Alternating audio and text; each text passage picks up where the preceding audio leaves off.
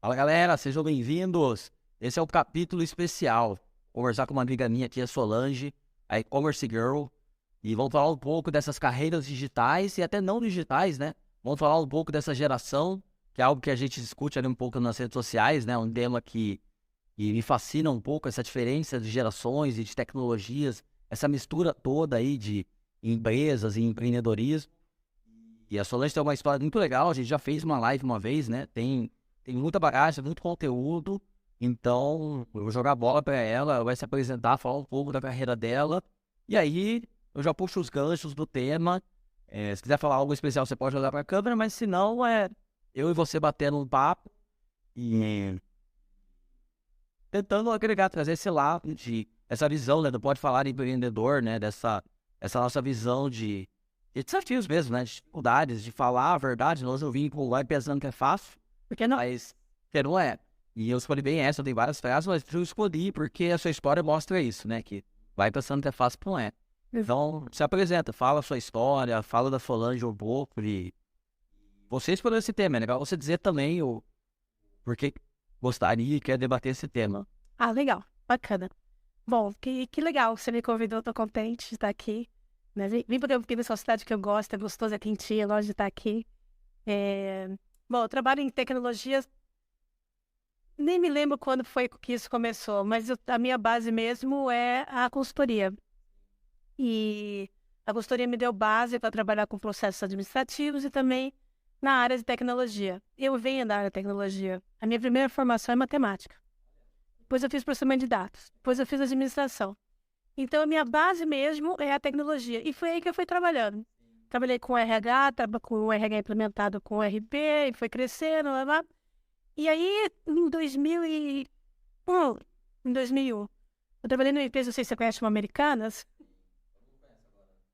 no data center deles, e a base deles era justamente a loja virtual.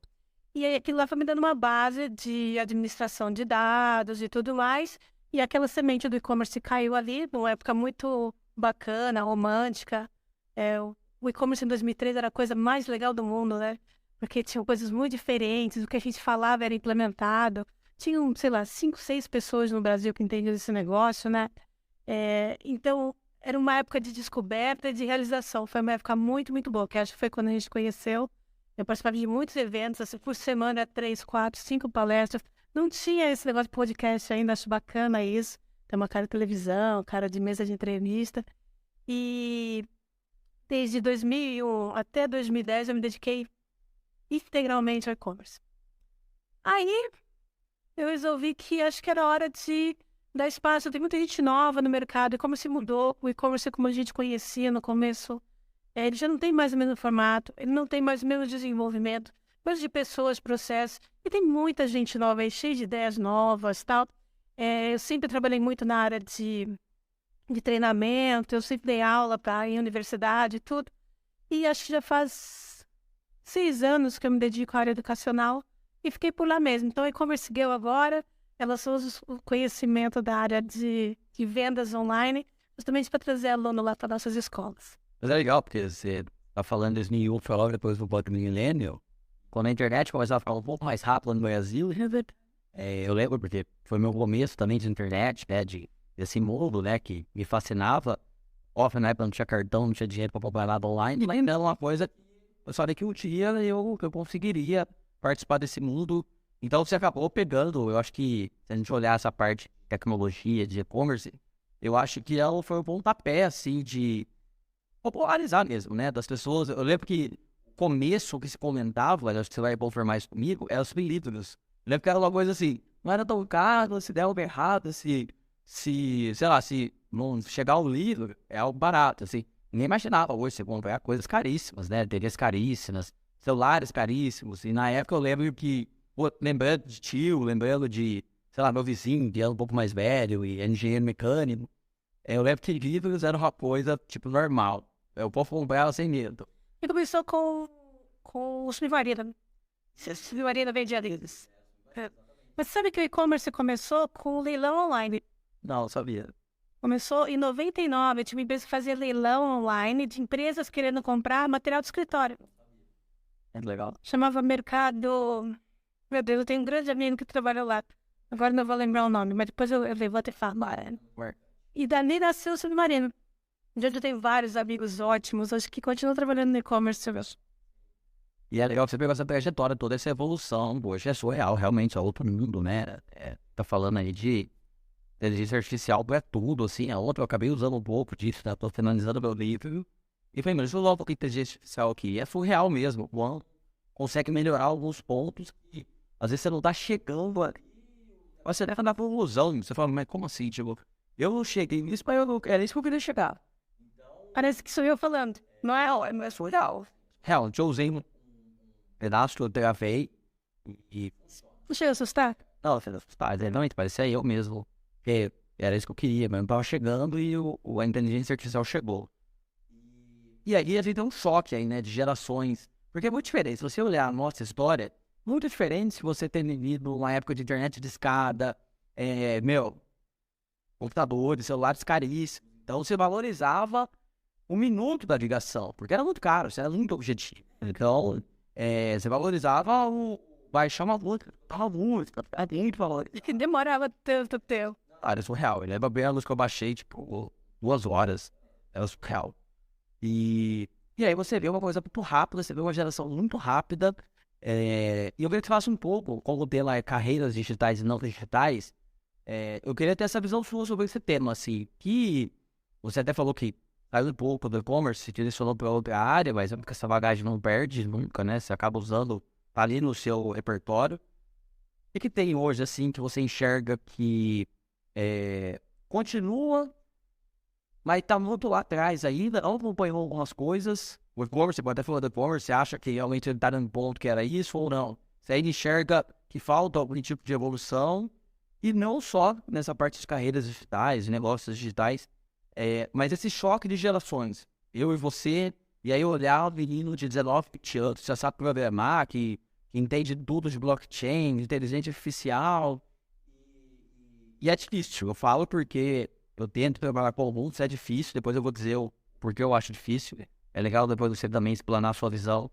Mas fala um pouco assim, dessa evolução dos últimos 22 anos que você está nesse mundo de tecnologia. O que realmente chegou num ponto que você até admira e fica fascinada, e o que ainda fazem certas coisas. Eu lembro que quando eu te conheci foi bem isso que eu fiquei. Você apontava muitas coisas que eu falava, nossa, eu não quero perceber isso.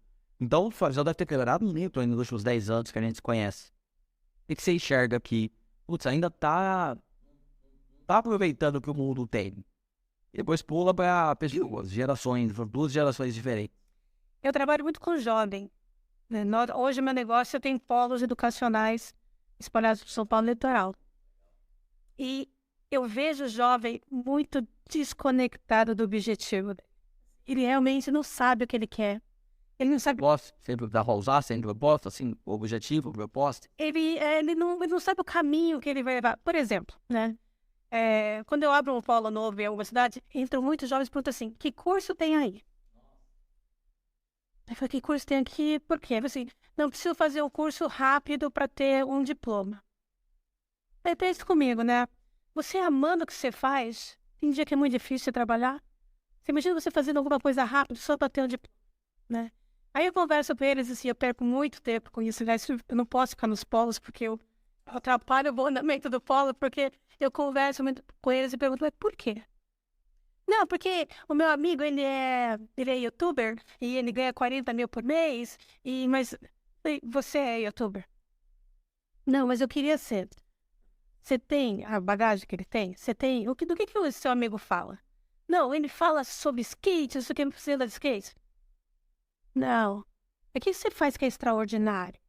Porque você acha que você não precisa fazer curso superior, que você vai ser youtuber, né?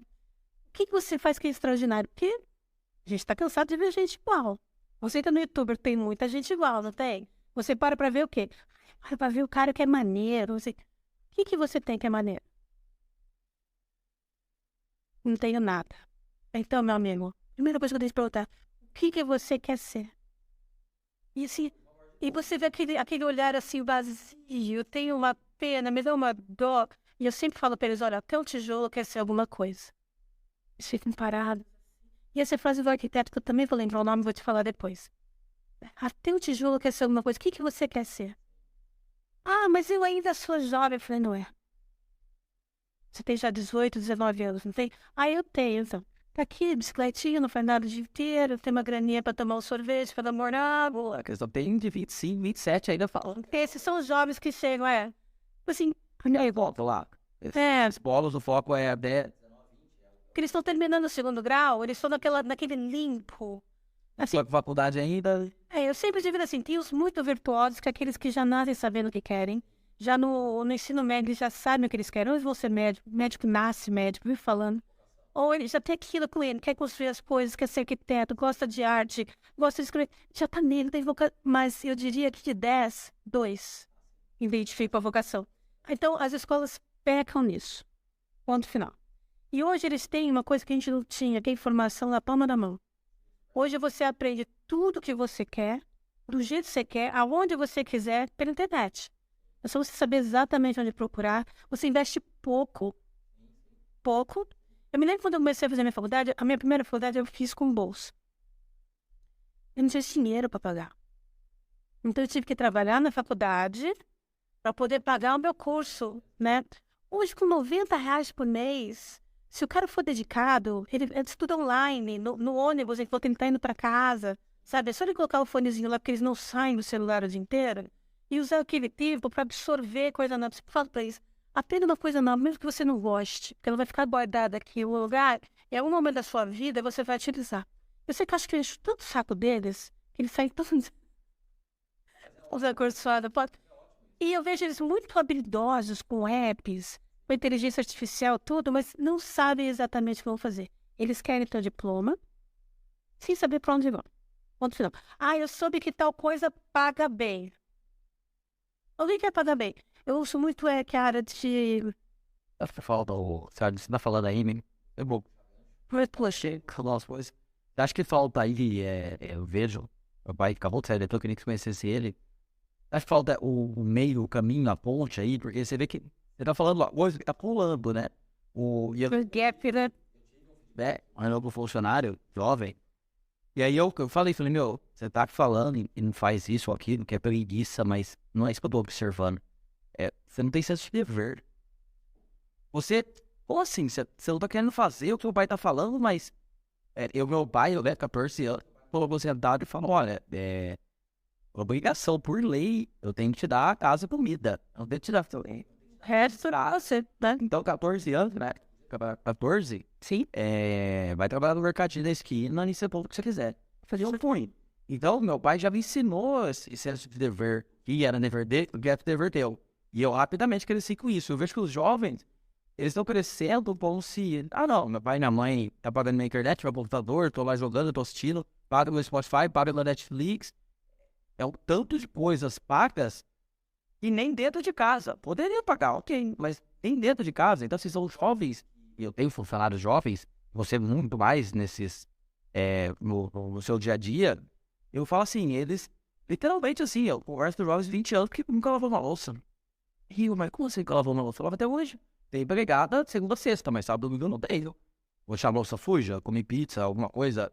Fiz um almoço ali especial, tem que lavar a louça. A louça não vai lavar sozinha, lava a louça.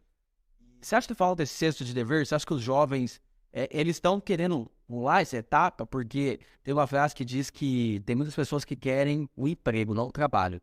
Eles querem o salário, eles querem o que paga bem, mas eu não quero o trabalho que aquilo dá. Eu não quero me comprometer, eu não quero ser cobrado para resultados, eu não gosto de feedback.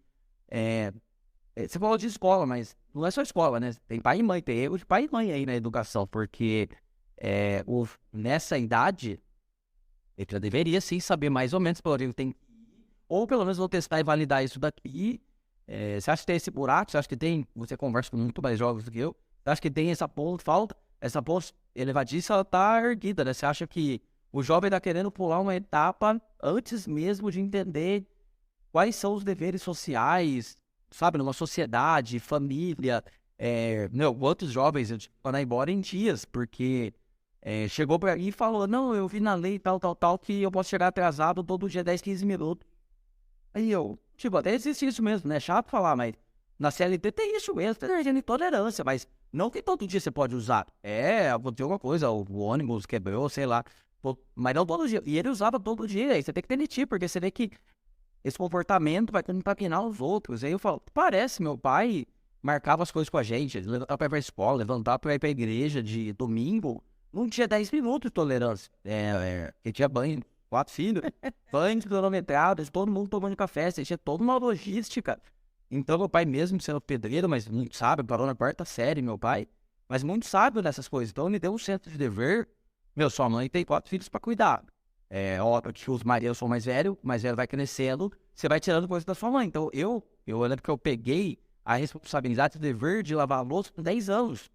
Opa, o Thiago, 10 anos, tira a louça da mãe, porque... E aí, óbvio, 3 filhos homens, e a gente brigava a todo momento. Então, minha mãe, eu falei, já pagou a passagem pro céu faz tempo. Pra aguentar meu pai também, com cabeça dura, e mais 4 filhos. E ele é uma mãe boazinha, dedicada, mas óbvio, tem um limite físico. E é do meu dever. Então, assim, quando eu fui morar junto com a minha esposa, dividiu as tarefas, quando ela falou da cozinha da louça, eu dei risada, porque eu falei, puta, eu faço isso há 15 anos, tipo.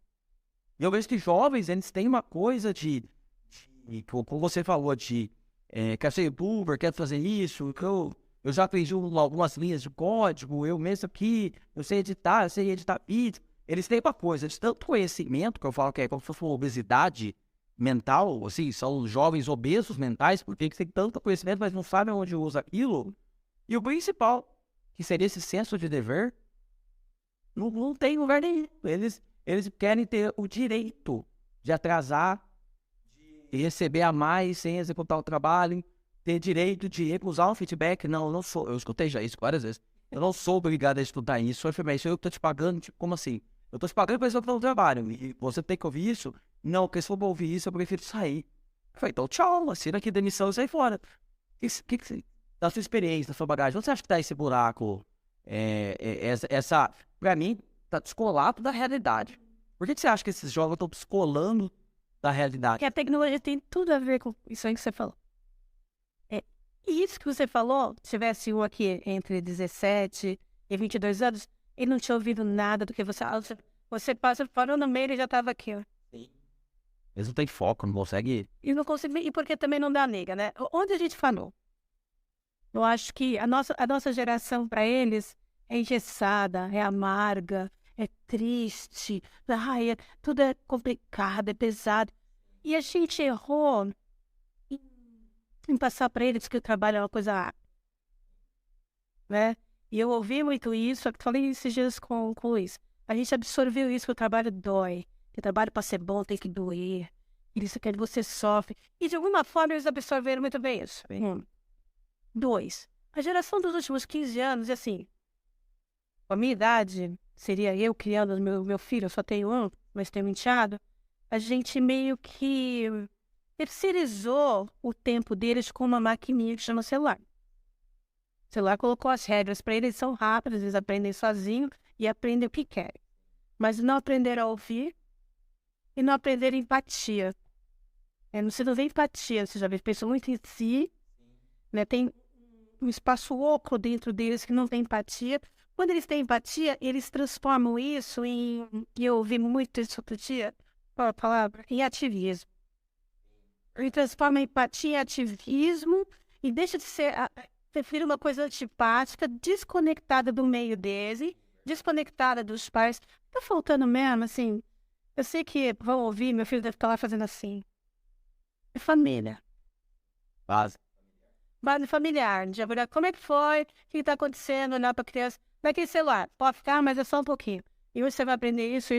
Acompanhar a vida na escola. Acompanhar o que a escola ensina, porque a escola não é a mãe da razão. Tá? Muitas vezes fui até a escola discutir conteúdo programático, discutir com o professor. Meu filho que falar, eu tenho péssimas lembranças de você indo para a escola. Mas eu sempre fui na escola lutar pela melhor coisa por ele. Porque o professor também é desconectado, o aluno fica desconectado, eles não têm uma meta. Eu quero ser X. Quando você tiver 30 e tantos anos, 30 eu vou estar velho. E assim, tô fazendo uma graça, mas é isso que eles falam. Nem penso nisso. Eu falei, você acha que vai demorar muito? Eu dei um texto, um dos maiores textos que eu escrevi no Facebook. E olha que louco, hein? Eu falava, ontem eu tinha 20 anos. Hoje, eu estava fazendo 30.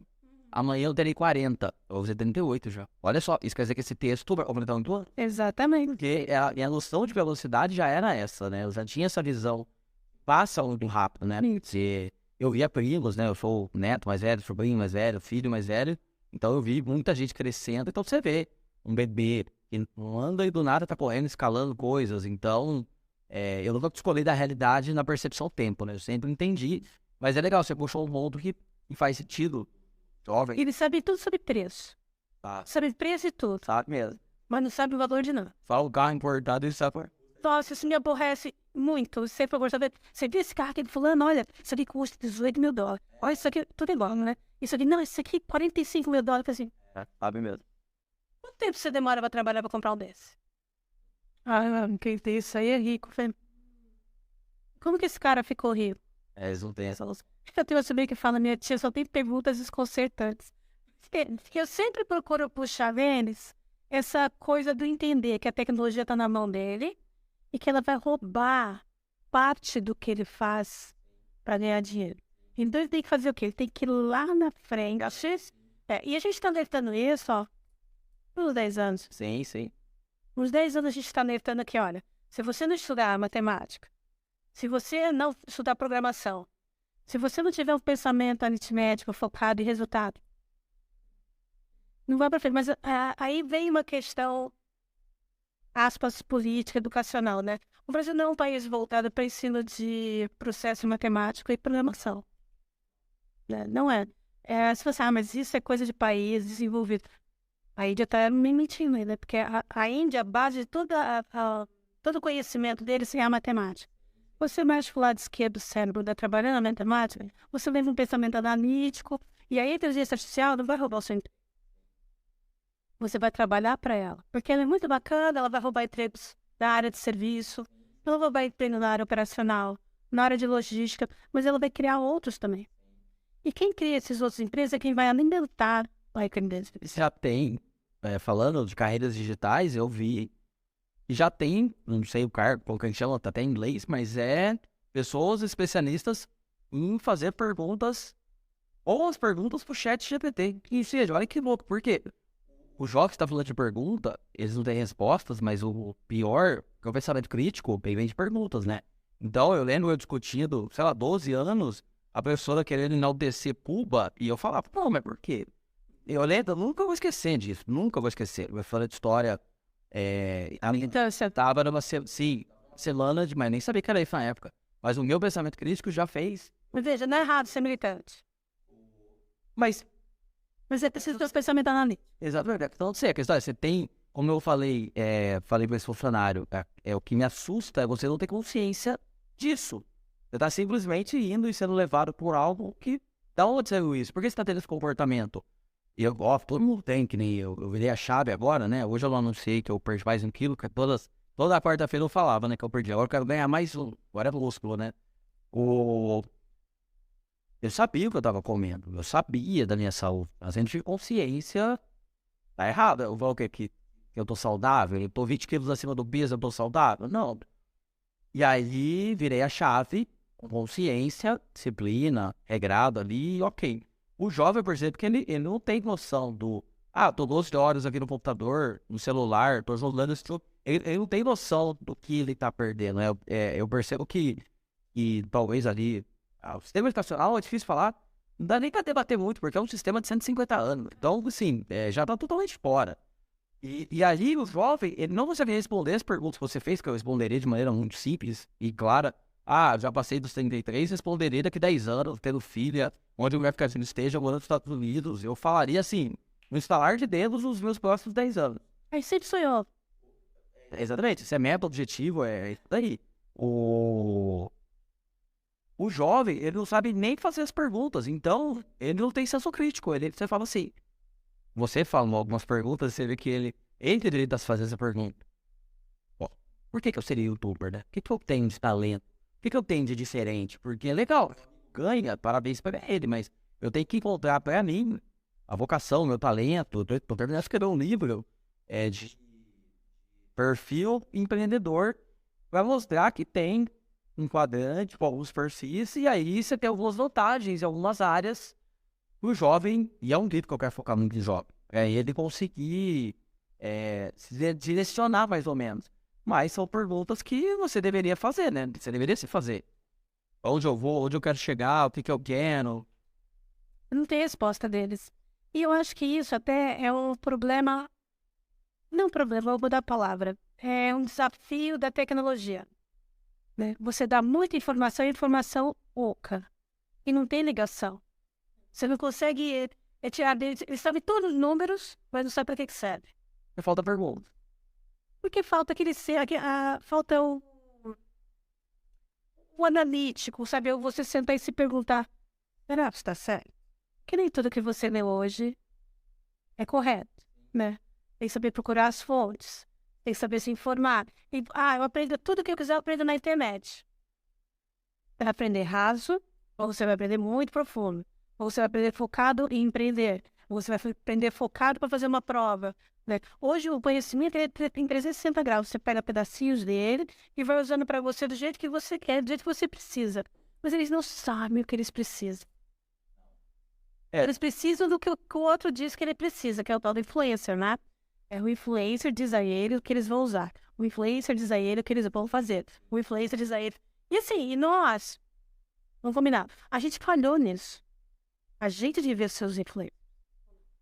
Sim, falhou porque quando você não estimulou o jovem, que nem a Júlia, eu lembro assim de... muita gente falava, você vai ver essa fase que sua filha tá, que vai perguntar tudo, vai querer saber tudo. E eu sempre fui uma criança dessa maneira. Eu falei, nossa, tomara que entenda logo, seja logo. Porque eu quero que ela pergunte, eu vou ajudar a entender, do meu jeito, um raciocínio lógico. A Júlia tá nessa fase. Indo para 4 anos, e é muito engraçado, porque perguntou umas coisas muito aleatórias. E o que eu percebo, se eu olhar lá atrás, o Thiago, eu era podado de muitas coisas. Eu lembro que essa discussão com essa professora, que ainda até hoje, professora Netinha, eu perguntava, mas, eu lembro do slide, né, no livro, né, mas vamos pensar que era tipo do slide para o jovem entender, ela falando que em Cuba o governo decidia o que comia, então o médico, o engenheiro, o lixeiro, naquela semana só podia comer peixe, podia comer carne. E eu fiz uma pergunta, eu falei, mas por quê? Eu estudei, eu me formei em medicina, eu posso comer, eu não gosto de peixe. Na época eu não gostava, não gostava até fome. Não gosto de peixe? Vou morar num país que eu vou ter que comer, eu não gosto. Não, mas tem que entender que isso é bom, porque é igual pra todo mundo, porque é justo pra todo mundo. E eu já tinha, né, já era... eu sempre gostei muito de coisas africanas e japonesas, então... via filme, desenhos, já via coisas da cultura de 2 países. Então, eu falei, mas eu prefiro os Estados Unidos, porque lá eu posso trabalhar, fazer o que eu quiser, comprar o que eu quiser e comer o que eu quiser. E aí ela, não, os Estados Unidos é um país que só quer guerra, é um país que não sei o quê. E ela começou a detonar os Estados Unidos e eu cresci com aquilo, me perguntando. E aí, óbvio, e assim, 16, 17 anos, falando português correto, provavelmente algum jovem, até que é muito mais fácil se influenciar por viés esquerdista, pode falar de culpa, mas eu tô dizendo assim, eu tô falando de 1998, já 12 anos, 1998, você sabia que Cuba é uma porcaria, olha que louco isso, 1998, sem tudo isso que tem na mídia, sem toda essa doutrinação nas escolas, eu já tinha uma convicção. Mas olha só, você é uma geração mais nova que a minha, eu tenho uma geração antes de você. Eu tô no meio, né? Você tá mais pra frente. A gente não tinha mídia. Não. A nossa mídia chamava biblioteca. Oi, eu ia todo tipo pra biblioteca.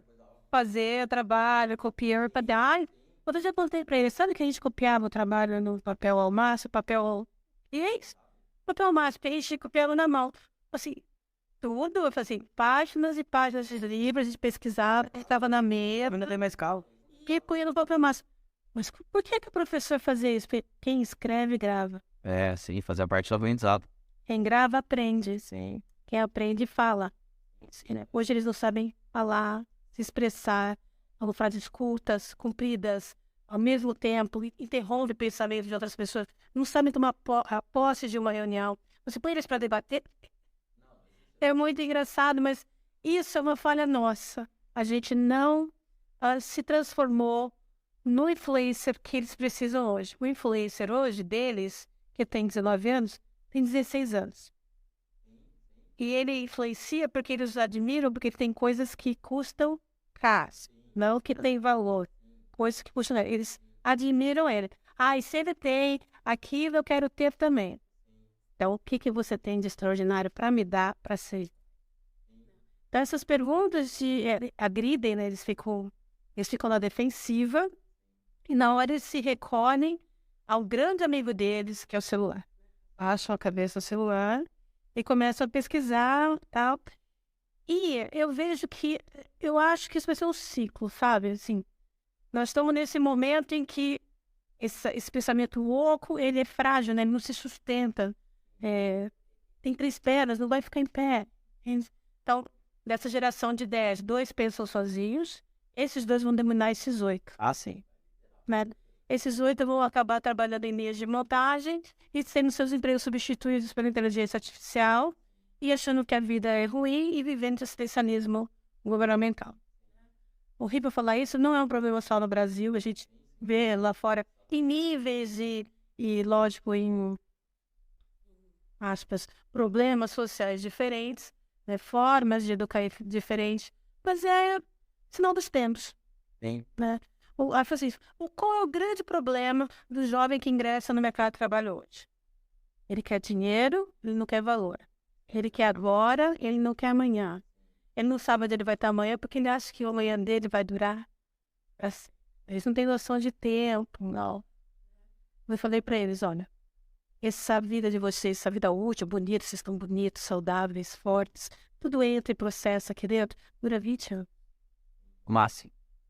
Mas aí entra um outro gargalo aí, né? Tem um gancho aí, vai falando, e eu vou só observando, assim, até por lidar com jovens, eu tenho que cobrar meta, tenho que dar feedback, e é a parte emocional. E aí você vê que esse buraco que está se formando aí, é porque, exemplo, né? Você vê assim, e óbvio, eu já sabendo disso, e eu falei, não, eu sou pai.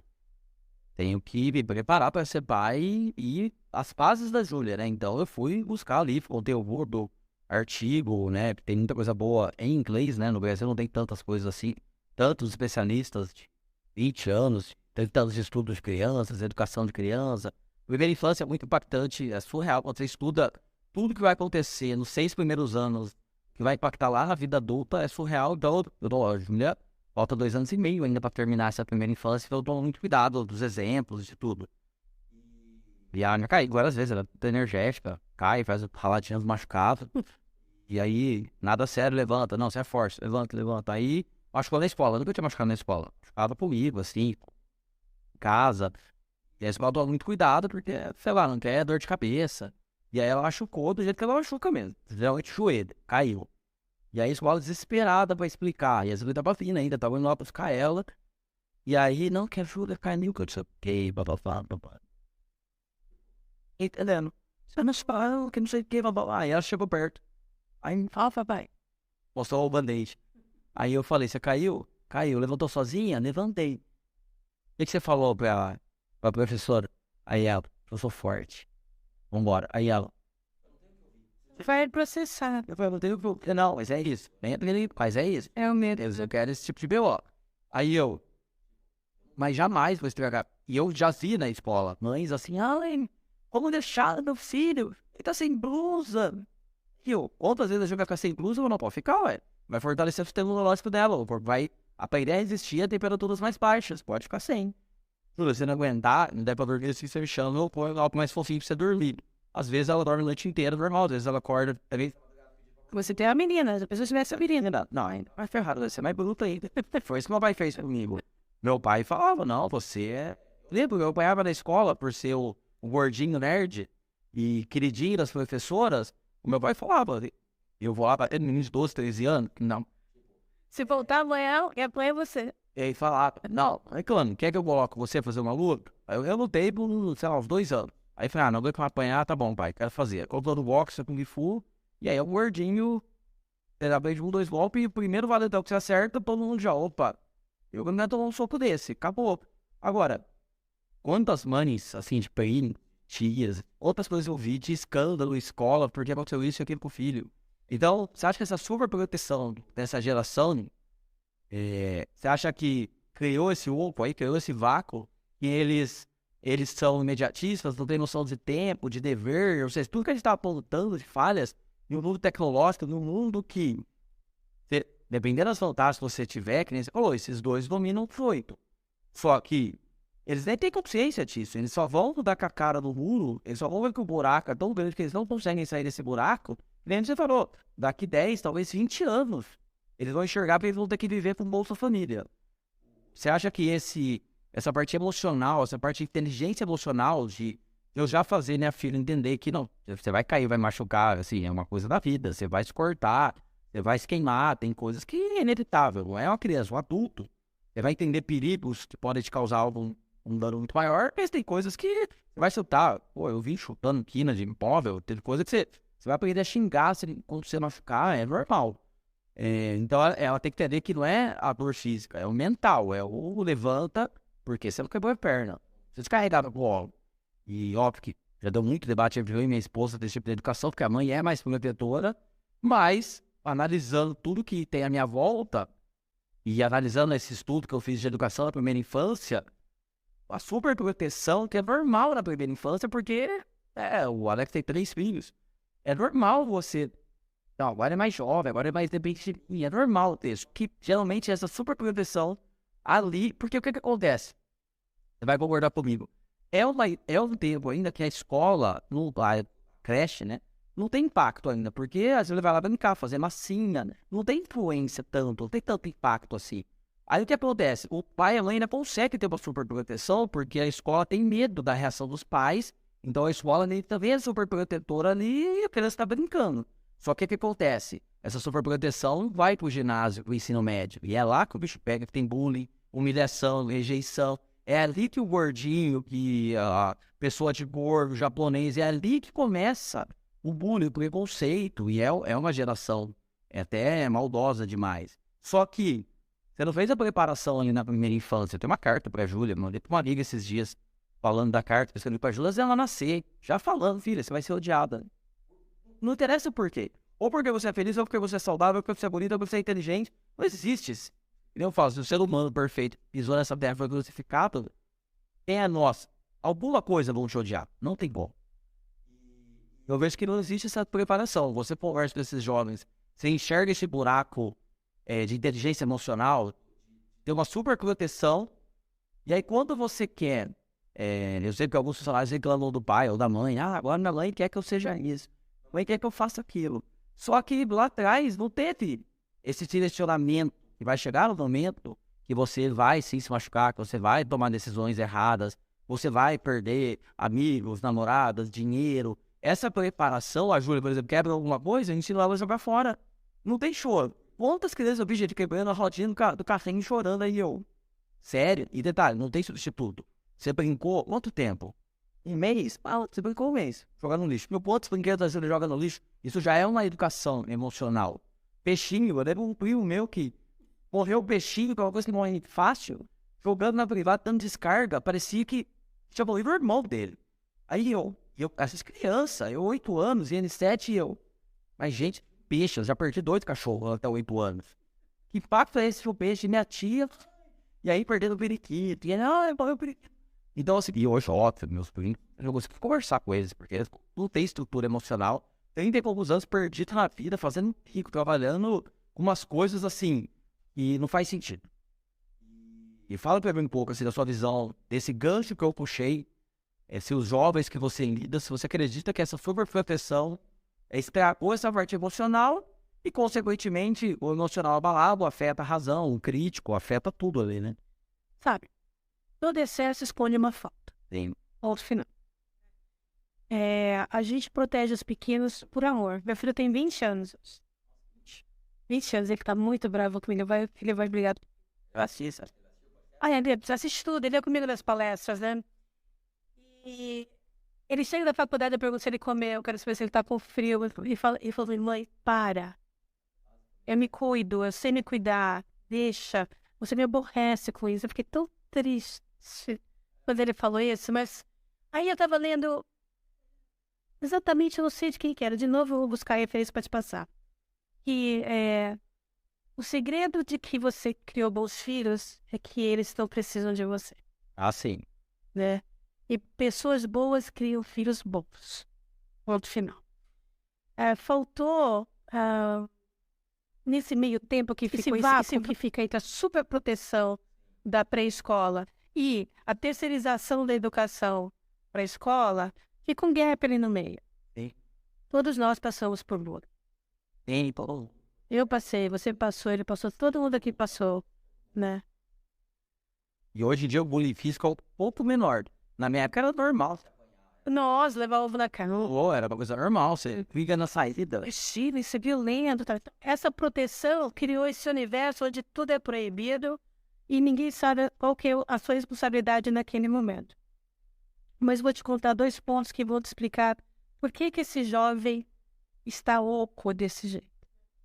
Eu decidi não dar mais aulas há 2 anos.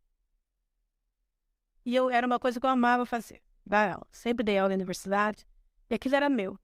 E isso veio de 2 pessoas, 2 alunos. Veja só, eu tenho no meu currículo mais de 5.610 alunos. E esses 2 alunos me fizeram pensar que eu não quero mais passar por isso, porque eles são dessa geração que chegou nesse ponto sem saber o que vai ser e penalizando quem está tentando passar algum tipo de conhecimento para ele, né? Eu estava no e-commerce school, eu dava aula no e-commerce school, e ficava 8 horas dando aula em pé. 8 horas. Hoje eu não sei como é fazer aquilo, juro por Deus.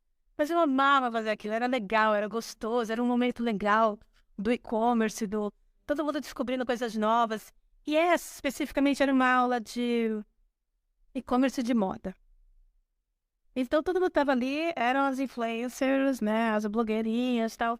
No meio da aula, uma delas tirou uma marmita da bolsa, com comida, né, ia ter intervalo para almoço. Mas ela começou a comer aquilo, ainda foi do lado dela e falou assim, olha, vou preferir que você não coma aqui na sala, porque você vai ter que dividir comigo. Fiz essa brincadeira com ela, ela fechou muito para contar gosto e tal. Continuei dando a aula no intervalo, eu disse assim, bom, gente, então vocês vão almoçar, quando vocês voltarem a gente vai falar bastante sobre o formato de um e-commerce de moda, que ele tem que ser visual e tal.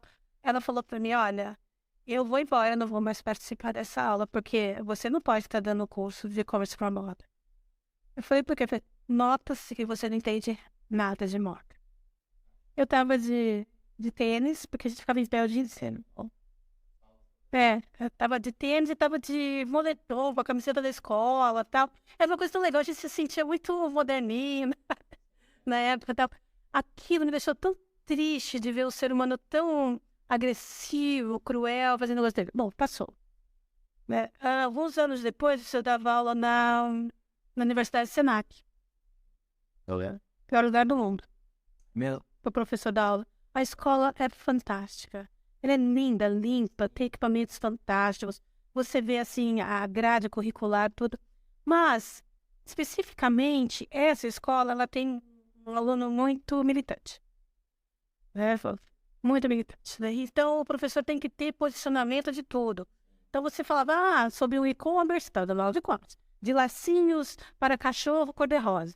Aquilo era ofensivo, porque o cachorro está usando laço, as crianças pobres do Sudão precisam não sei o quê. Qual que é o seu posicionamento sobre isso? Meu posicionamento é falar do e-commerce. No e-commerce, então, eu sempre fugi dessas discussões, porque dentro da sala de aula o professor está tentando passar o que ele aprendeu e ocupando o tempo dele para que você aprenda aquilo possa te abrir o horizonte para outras coisas. Um desses alunos eu amava, gostava tanto dele. Isso me doeu demais. Ele, na minha rede social, ele viu um posicionamento meu, político, né? Aliás, coisa que eu não quero mais fazer, porque eu fiquei com medo da agressão. E escreveu um texto horroroso, dizendo que eu não podia continuar dando aula na instituição, uma professora para esse tipo de posicionamento. E ali era eu, pessoa física, não a pessoa do professor. Escreveu. A coisa foi tão grande que deu a polícia. Uma coisa que eu amava fazer. Né? Por que ele fez isso? A gente se dava tão bem na sala de aula, eu gostava tanto dele.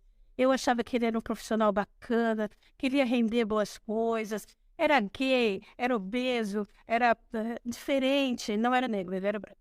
Mas isso nunca foi diferença. A diferença não chega quando você não enxerga. Né? Por que ele fez aquilo comigo? E a universidade se calou. né? Deixou ele fazer aquilo, foi crescendo. Hoje em dia, isso ele chamaria de cancelamento, mas na época eu tinha de cancelamento. Aí eu descobri que essa geração, ela é especialista em apontar dedos, né? Te agredir se você não concorda com o posicionamento dela. E se você não dá o seu posicionamento que você não quer dar, você não serve para estar do lado dela, né? Por quê? O que faltou aí? Faltou esse tempo entre a pré-escola e a terceirização da educação ao professor, ao mais velho, a entender que as pessoas pensam diferentes, que não é porque pensam diferentes que são ruins, eu respeitar o que o outro pensa. A gente não tem característica de debate, né? O debate não existe. Você um grita, o outro grita e ninguém concorda. O americano tem aula de debate na escola, isso. Que você tem que mudar a opinião do outro com argumento, né? E a gente não tem isso aqui. Faltou o quê? Esse pedacinho aqui, onde a gente ensina o aluno que as pessoas pensam diferente, que o mundo é cruel, que ele vai ouvir coisas que ele não gosta, que ele vai poder mudar a opinião das pessoas e que o mundo é assim.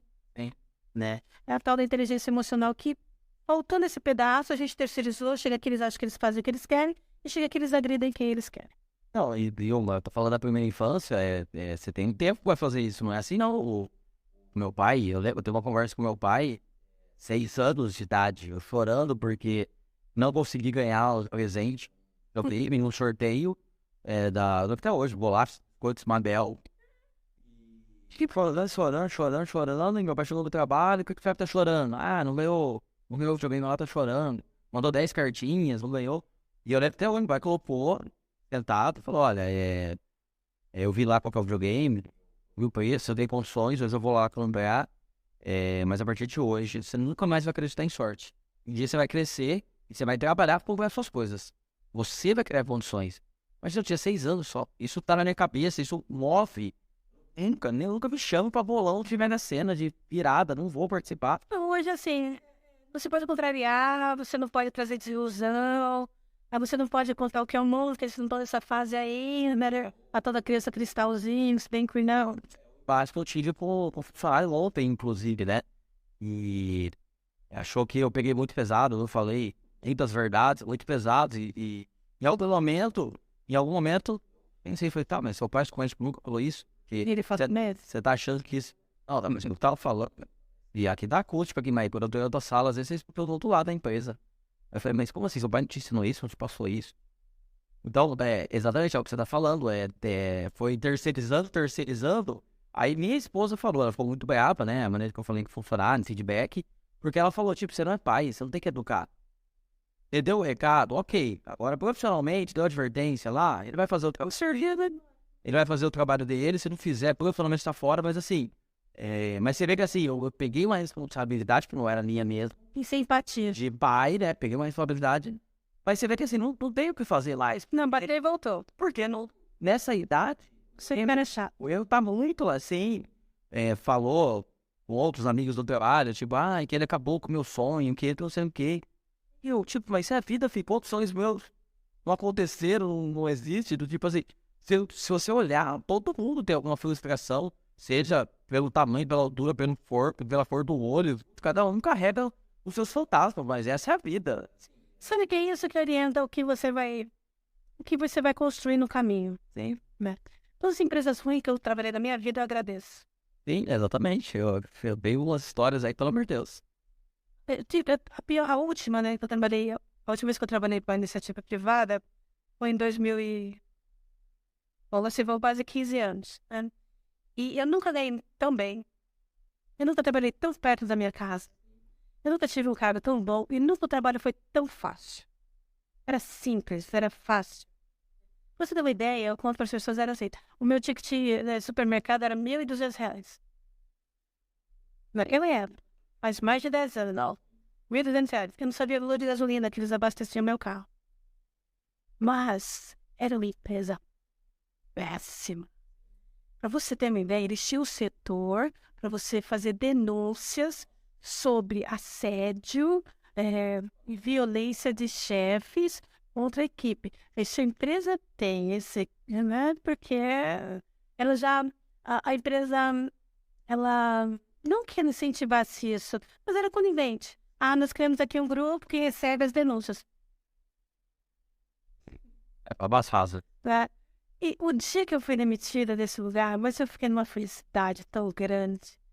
Durou 5 minutos, depois eu pensei, oh meu Deus, eu perdi tudo. Mas foi porque eu entendi e eu não queria ser aquilo. E eu agradeço muito aquele chefe, ele era horroroso. Ele chegava nas mesas de reunião, fazia piadas sobre negros, sobre mulheres, sobre grávidas, piadas pesadas. A gente ficava envergonhado, assim, sabe? E ele falava, perdoa meu francês. E a gente ouvia aquilo e abaixava a cabeça, e, sabe? Com medo de não dar risada e ele achar ruim, né?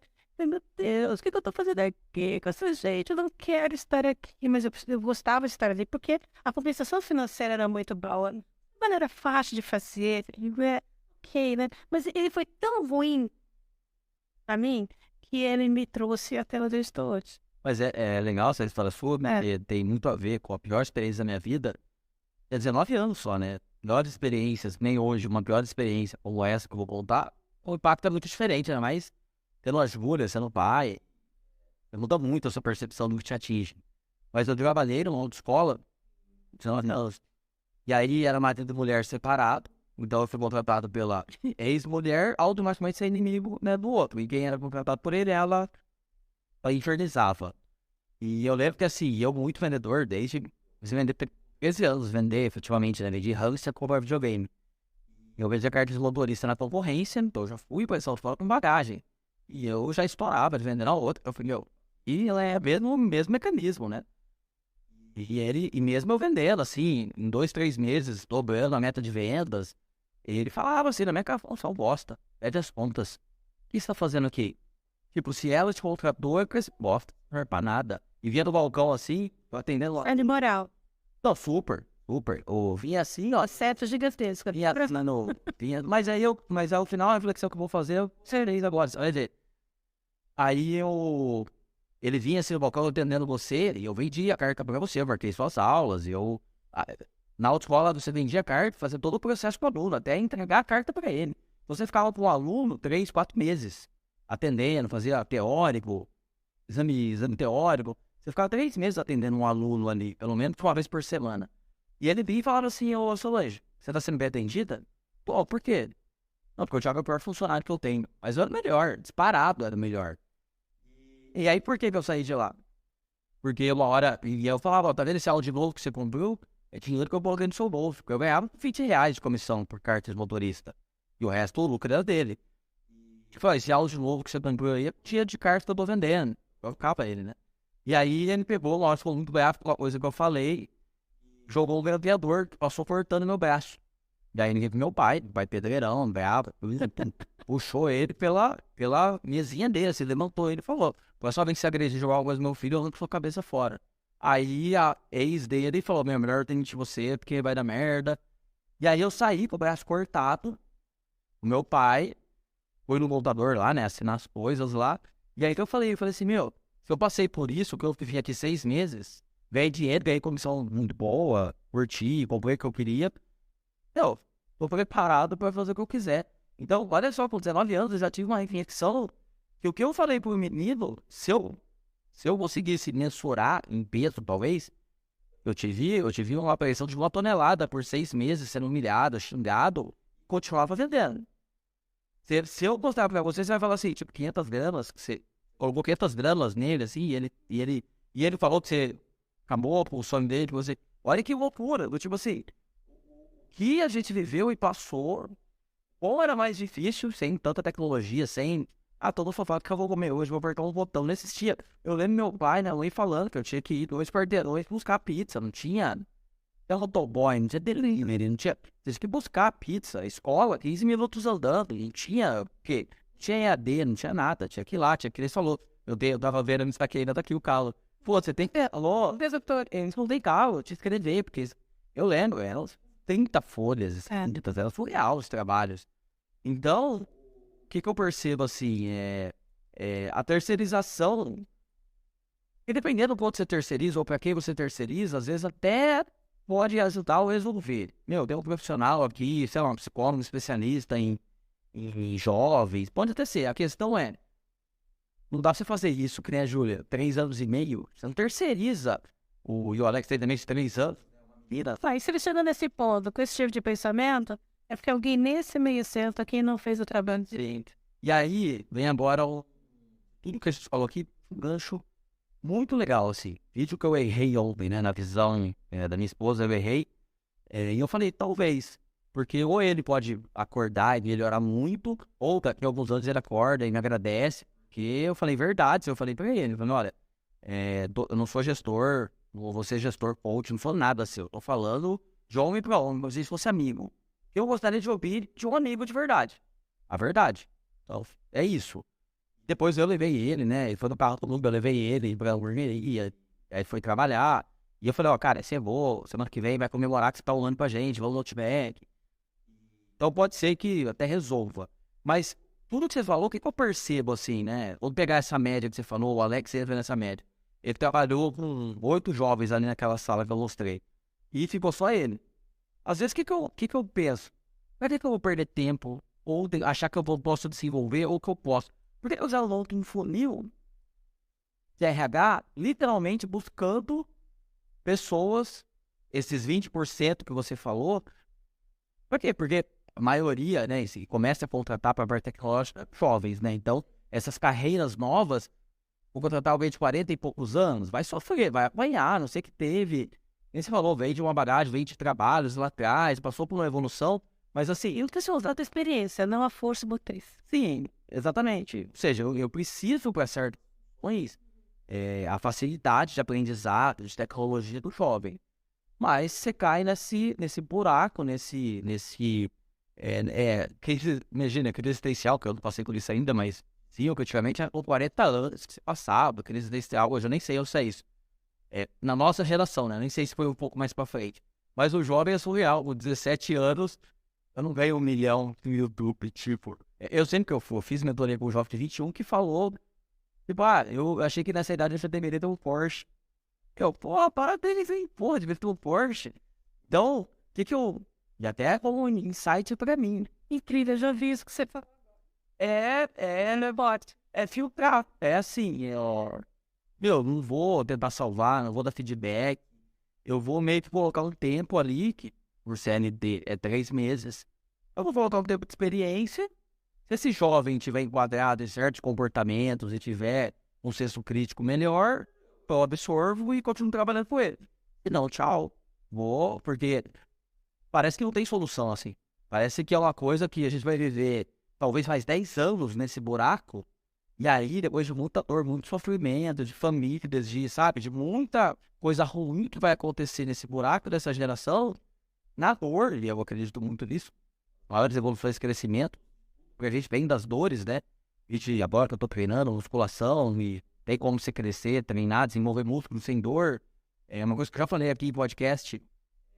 Acabou? A primeira dor que a gente sente e chora quando nasce é o pulmão descolando, né? Então, o primeiro ar que entra, o bebê chora porque ele tá respirando, ele tá vivendo. Ou seja, o pulmão funciona e aí ele tem dor. Então, não dá pra fugir. Poderia evitar algumas coisas, mas essa geração eu acho que não tem como.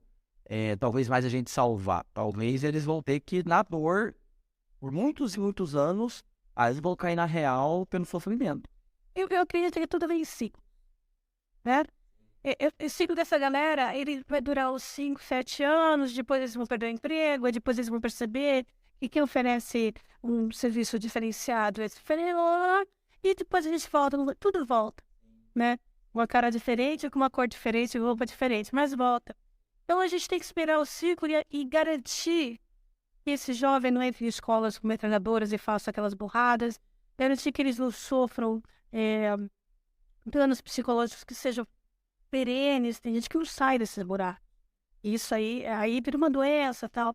E olhar para os jovens com olhos de plantinha mesmo, sabe? E ele não quer, mas você dá água, ele não quer, mas você dá água, ele não quer, mas você dá... Meu filho não quer, mas eu vou lá ver se ele comeu. Ele não quer, mas eu vou lá ver... Meta de água aqui, ó.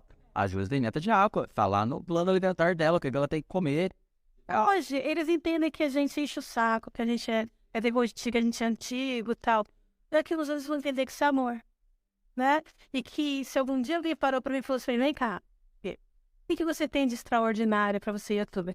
E aqui depois na cabeça dele, acho que eu preciso estudar, porque eu não vou ser youtuber. Assim, pô, sabe quem me falou isso? A moça lá do Polo que abriu meus olhos.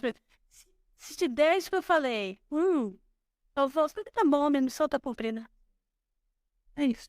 Mas, ó, muito legal, Solange, assim, a gente tá falando e olhando esse mundo tecnológico, tecnologias novas, carreiras novas, olhando, querendo ou não, o futuro do mercado de trabalho são os jovens, né? Isso é fato.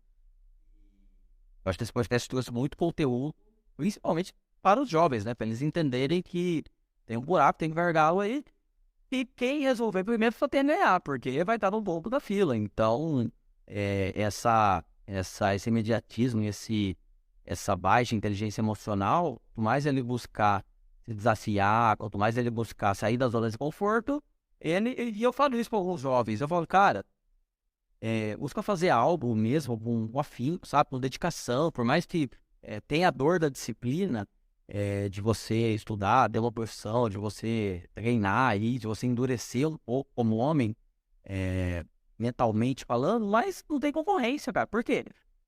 Eu vou promover um gerente mone. Você pode ser um funcionário aí na base, bom, você vai ficar aí. Seu emprego garantido. Mas você nunca vai ser promovido, porque precisa de pessoas mais duras para algumas funções. Então, quando você passa por essa evolução, essa transformação, principalmente emocional, não tem concorrência. Entendeu? A mulher tem lá para escolher. Putz, interessei por alguém, você vai ficar com money, que eu falo, né? Tipo, eu uso até de maneira simplista, mas para falar a real. Vai escolher o bunda mole, você vai escolher o responsável, o trabalhador, que tem cabeça boa. Então, assim, pode ser que você tenha sorte de ser escolhido no momento ali, porque você é bonito, tem um carro, mas uma hora não vai para frente.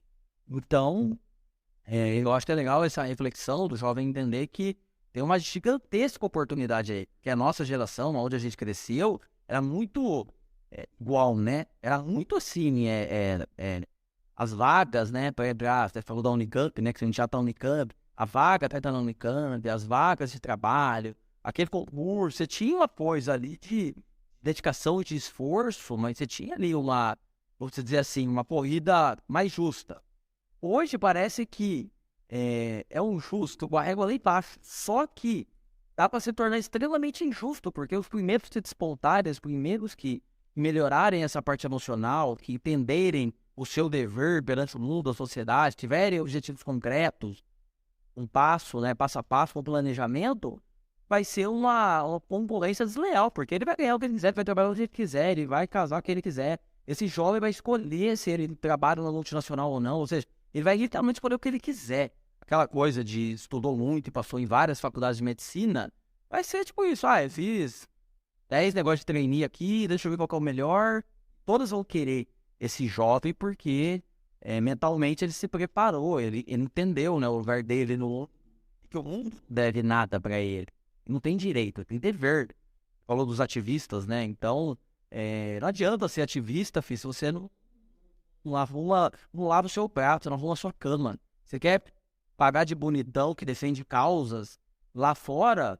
Mas um pangaré, um Danone, deve ter vindo também com a minha camiseta, não seja um pangaré. Mas ela vai pensando que é fácil. Porque é fácil ser ativista de Facebook, né?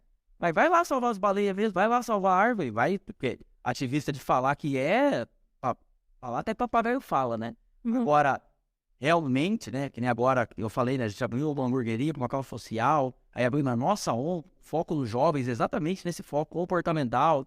Eu quero ajudar nessa base comportamental para que eles escolham as carreiras, as profissões, porque preparou ali o comportamento, a inteligência emocional, ele segue o que ele quiser, ele aguenta o que ele quiser, em um centro cirúrgico, numa obra de engenharia, lecionando, aonde ele quiser. Num time de TI, ele aguenta o que ele quiser. Como a gente aguentou os chefes ruins, eles aguentam o que eles quiserem. E é irrelevante o que a pessoa é, porque aquilo não tem impacto sobre ele.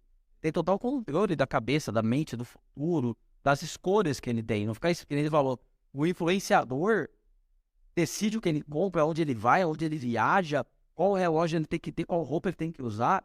Um dia eles vão cair na real, quão ridículo é isso.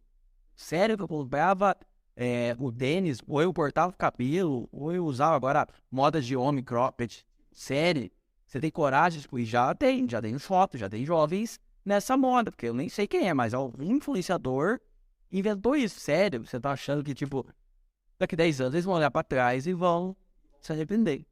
Então, sempre na conclusão, eu gosto que o convidado deixe um conselho, né? Um alerta, sabe, alguma coisa que faça quem está assistindo isso, seja o pai educando, seja um professor na sala de aula, seja o próprio jovem, e hoje na internet a gente nunca sabe quem atinge, né? É muito surreal, né? Um caminha pro outro.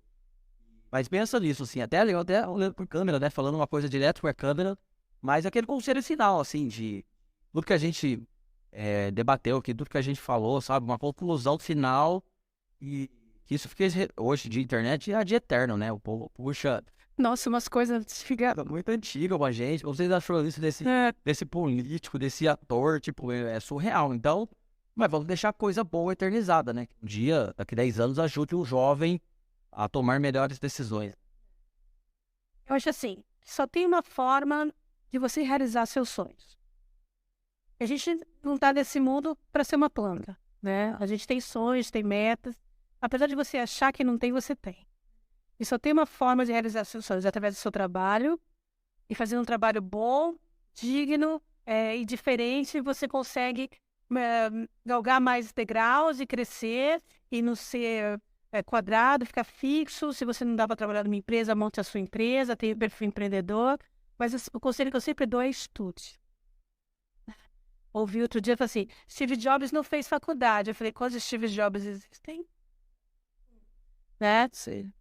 Estudar. Eu estudo todo dia. Eu fiz 4 cursos superiores, tenho mais de 8 pós-graduações, eu estudo todo dia. Agora estou às voltas com o francês. Mas eu vou vencer, porque é uma língua muito diferente, mas eu estou às voltas com ele. Se eu pudesse dar um conselho, se eu olhar aqui nessa câmera aqui e falar assim, meu conselho para você, você daqui a 5 anos está super bem na sua carreira, aprenda uma língua. Ou 2. Mas aprenda uma língua diferente. E estude. E estude algo que você tem sinergia e gostando do que você faz. É difícil. Gostando muito do que você faz, tem dia que você não quer fazer. Então, imagina você fazendo uma coisa só porque você fez. Né? Você vai ser infeliz pro resto da vida. E a gente não está aqui para ser infeliz. Veio para realizar sonhos. Legal, Solange. Agradeço, né? Você veio, dirigiu aí, né? Meio de carro, participado. Legal. Adoro ir para Campinas. A gente já fez lives, né? Que é muito fácil, né? Agora lá pessoalmente. E agora, pessoalmente, aqui estreando, né? O estúdio, né? Eu já conheci no estúdio novo. E tava ajustando algumas coisas ainda, mas deu certo. A gente gravou, funcionou. E eu acho que vai ajudar. Eu acho que... Eu quero feedback do Fidel. Muito bem. Ele pega no meu pé, mas eu feedback do Fidel. Quero saber o que eu vou encaminhar óbvio para vários jovens aqui, funcionários, primos. Mas eu agradeço o convite, porque a gente já, em redes sociais, já tinha debatido um pouco disso, de geração, né? Isso. Você tem um filho dessa geração, é legal essa visão sua. Você tem negócios que envolvem essa geração, então é alguém que, quando eu iniciei, eu falei, não, uma hora tem que convidar a Solange.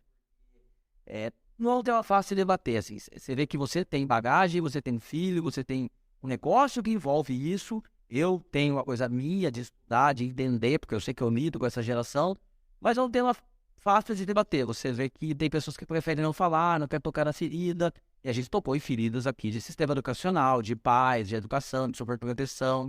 Então, é um tema que eu gosto muito de debater, e talvez a gente debata aqui até pro filhão aí, falar, bom, pro filhão aí, que agora eu quero ver nas zonas de guerra, bom, que vai reagir. A opinião dele, vamos ver qual que é. Mas assim, eu acho que eu fiz a minha parte. Meu filho é um ser humano diferente, com uma empatia com o ser humano, gosta do ser humano. Então, a minha parte está feita, assim, eu acho que os pais têm que fazer a parte deles, né? E estude isso, cara. Eu estudo, todos você estuda, olha a minha idade, eu continuo estudando. Quem vê se estudou. Não, tem que ter... Aquele cara que você vê, que você almeja ser igual a ele estudou. Mas ele não fez faculdade. Tem uns jobs só. O restante que está em volta dele, estudou.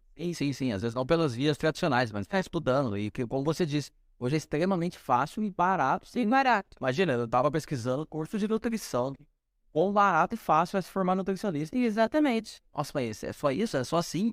Claro que loucura, ó. Você tem a engenharia, a medicina, que é mais complexo, mas você tem muita coisa hoje. Mas você faz engenharia civil pagando R$ 99 por mês. Online. Estudando no ônibus, 2 horas por dia. Surreal. Não, surreal, não tem desculpa mais, né? Não tem mais. É uma geração.